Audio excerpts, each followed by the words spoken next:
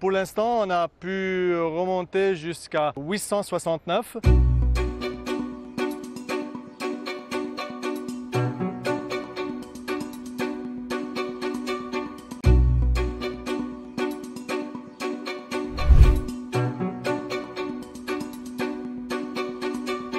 Cette date nous vient du creusement du fossé carolingien, qui est l'élément le plus ancien trouvé sur notre chantier.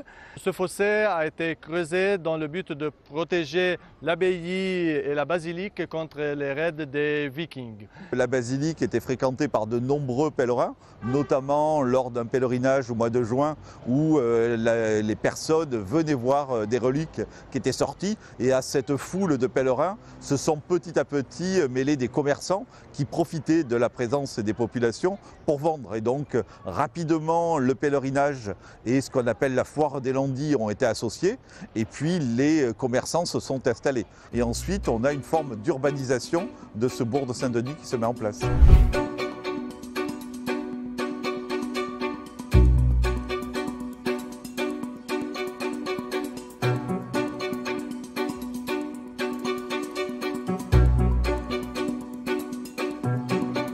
C'était une cave, mais grâce à la nappe phréatique, tout ce qui était jeté au fond de cette cave a été bien préservé, ce qui nous a permis de trouver des fragments de bois, du textile et du cuivre. Dans certaines de ces caves, on a pu trouver des objets en céramique, des objets en verre et en métal. Ces artefacts ou ce mobilier est assez intéressant parce que on trouve que certains de ces objets sont locaux. Par contre, les autres viennent d'ailleurs, ce qui prouve un commerce régional, sinon international. L'archéologue est un collecteur de données. Il est là, il a des archives du sol, il consulte ces archives du sol. Au fur et à mesure qu'il fouille, en fin de compte, il arrache les pages d'un livre dont il écrit l'histoire.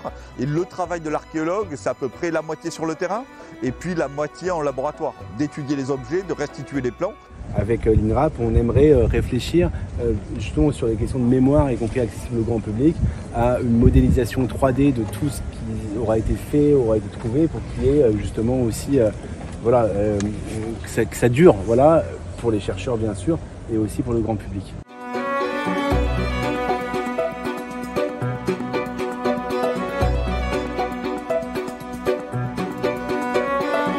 Donc ça permet à la fois de réserver un avenir, on ne bloque pas l'aménagement, on ne bloque pas les constructions futures, et en même temps on nourrit notre patrimoine et notre histoire. L'archéologie, c'est pas qu'une science du passé, c'est une science des gens qui vivent aujourd'hui et en plus qui construisent la ville de demain.